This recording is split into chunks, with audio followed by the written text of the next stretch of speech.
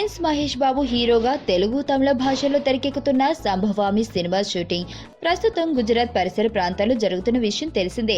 ఈ నెల 23వ తేదీతో గుజరాత్ షెడ్యూల్ ముగియనుండగా ఆ తర్వాత ప్రిన్స్ యథావిధిగా కొత్త సంవత్సరం వేడుకల నిమిత్తం ఫ్యామిలీతో కలిసి విదేశాలకు చెక్కేనున్నాడు.